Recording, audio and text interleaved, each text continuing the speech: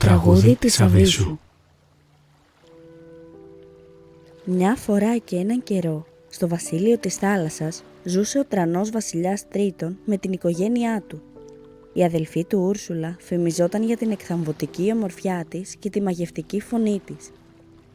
Ήταν αγαπητή από όλο το βασίλειο και τη λάτρευαν σαν θεά. Όμως ένα κρυφό μίσος σιγοέκαιγε βαθιά μες στην καρδιά της για τον αδελφό της. Όντας μεγαλύτερη από τον Τρίτον, θα έπρεπε να προοριζόταν να γίνει εκείνη η επόμενη βασίλισσα των θαλασσών και θα έκανε ό,τι περνάει από το χέρι της για να διοικεί την Ατλάντικα με αμεροληψία και τιμή. Στο παρελθόν, ο πατέρας τους Ποσειδώνας είχε καλέσει τα παιδιά του για να τους δώσει από ένα δώρο. Στον Τρίτον χάρισε μια επιβλητική τρίαινα, λέγοντάς του «Γέ μου, με αυτή την τρίαινα θα διοικεί σοφά και δίκαια τις 7 θάλασσες». Η Ούρσουλα εξοργίστηκε, αλλά δεν αντιστάθηκε στον πατέρα της. Μονάχα κοιτούσε το αυτάρεσκο χαμόγελο του αδελφού της, με φθόνο, νιώθοντας αδικημένη. Έπειτα ο Ποσειδώνας έδωσε στην κόρη του ένα πανέμορφο χρυσό μαγικό κοχύλι και της είπε «Κόρη μου, σε εσένα χαρίζω αυτό το μαγικό κοχύλι, για να στολίζεις και να ομορφαίνεις τις 7 θάλασσες.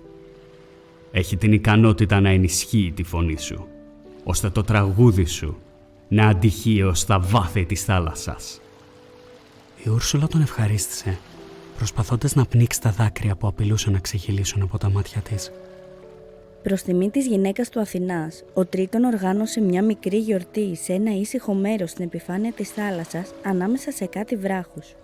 Εκείνος έπαιζε με τη γυναίκα του και τις 7 τους κόρες, ενώ αυλικοί έπαιζαν μουσική και η Ούρσουλα τραγουδούσε.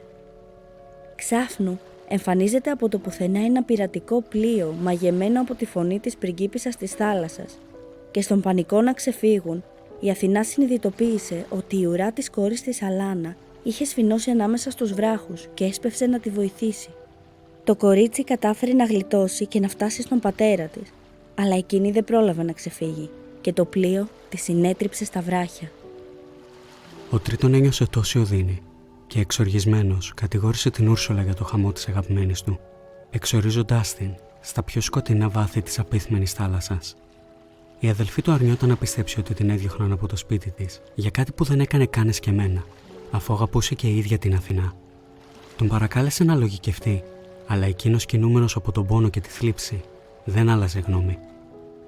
«Πολύ καλά, αφού θέλεις να είμαι η κακιά, τότε θα είμαι», σκέφτηκε η Ούρσουλα, ορκισμένη να πάρει εκδίκηση από τον αδελφό της, ο οποίος όχι μόνο της στέρισε το θρόνο, αλλά και το ίδιο της το σπίτι. Περιπλανόμενη στη σκοτεινή Άβεσσο, προσπαθούσε να βρει τρόπους για να επιβιώσει, όταν συνάντησε το βασιλιά του τόπου αυτού, τον Μάντα, ένα ανθρωπόμορφο σαλάχι με μαγικές δυνάμεις. Η Ούρσουλα σκέφτηκε πως αν τον αποπλανήσει θα εξασφάλιζε δύναμη και μια μέρα θα ήταν έτοιμη να αντιμετωπίσει τον Τρίτον. Τον παρέσυρε με την ομορφιά και τη μαγική της φωνή σε ένα ειδήλιο και κατάφερε να τον κάνει να την ερωτευτεί. Εκείνος ήθελε να της δώσει τα πάντα, εκείνη αδιαφορούσε, αλλά προσποιούταν ότι τον αγαπάει. Κυβερνούσαν μαζί την Άβυσσο και τη δίδαξε μαγεία, κάνοντάς την όλο και πιο δυνατή. Μετά από ένα διάστημα, η αδιαφορία της Ούρσουλα για τον Μάντα και η αιμονή της με την εξουσία γίνονταν όλο και πιο αισθητή. Εκείνη αντλούσε ικανοποίηση από τα νέα ότι στην Ατλάντικα επικρατούσε φόβος και θλίψη, αφού ο βασιλιάς είχε πλέον απαγορεύσει τη μουσική στο παλάτι λόγω του χαμού της γυναίκας του. Όταν ο Μάντα κατάλαβε τις προθέσεις της Ούρσουλα, πληγωμένος και έξαλλος, τη μεταμόρφωσε σε ένα άσχημο πλάσμα που το μισό της σώμα ήταν ανθρώπινο και το άλλο μισό με πλοκάμια χταποδιού. Φρόντισε ότι εκείνη θα έχανε όλα όσα την έκαναν γοητευτική, αλλοιώνοντας τόσο την εμφάνισή της, όσο και τη φωνή της. Η Ούρσουλα τον σκότωσε, αλλά η κατάρα του ήταν τόσο δυνατή, που ούτε τα μάγια της δεν μπορούσαν να την επαναφέρουν στην αρχική της μορφή. Μετέτρεψε τα 2 μικρότερα δίδυμα αδέλφια του Μάντα σε ηλεκτροφόρα χέλια και τα όρισε βοηθούς της. Τώρα πλέον κατοικούσε σε μια σπηλιά για να επιβιώσει. Εξαπατούσε γοργόνους και γοργόνες, τάζοντας ότι θα τους βοηθήσει με ένα αντάλλαγμα, και πάντα φρόντιζε ώστε να μην μπορεί να τηρηθεί η συμφωνία. Μετά από κάποια χρόνια, οι βοηθοί της Ούρσουλα έσπευσαν να της μαρτυρήσουν κάτι ενδιαφέρον που ανακάλυψαν. Η μικρότερη κόρη του βασιλιά Τρίτον ερωτεύτηκε, αλλά όχι οποιονδήποτε. Ερωτεύτηκε τον πρίγκιπα των ανθρώπων Έρικ, τον οποίο μάλιστα είχε σώσει από το πλοίο του που ναυάγησε λόγω καταιγίδας. Του τραγουδούσε και το αγόρι μαγεύτηκε από τη φωνή της, αλλά πριν προλάβει να την αντικρίσει, εκείνη εξαφανίστηκε. Ο Τρίτον είχε απαγορεύσει οποιαδήποτε επαφή με τους ανθρώπους και αυτός ο κανόνας ήταν απαράβατος.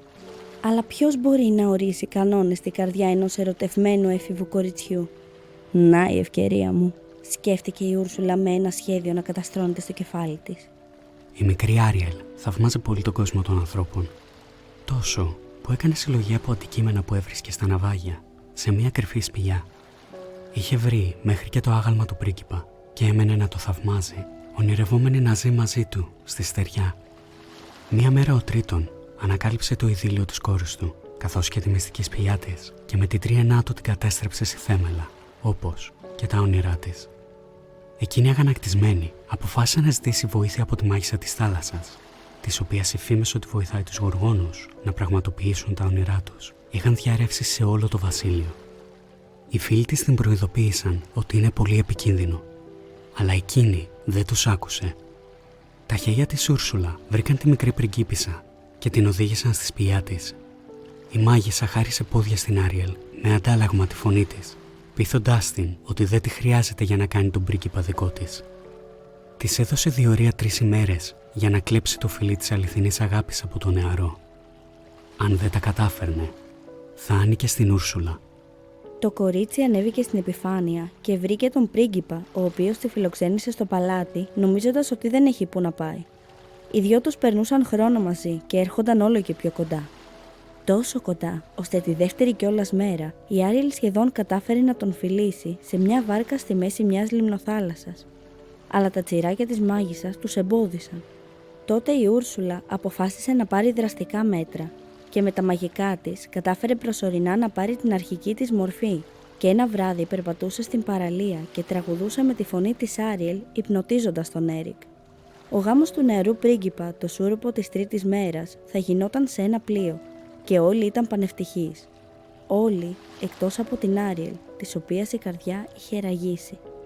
Με τη βοήθεια των πλασμάτων της θάλασσας κατάφερε να καταστρέψει το γάμο και να ξεσκεπάσει την Ούρσουλα, αποκτώντας και πάλι τη φωνή της, αφού το μαγικό κοχύλι έσπασε.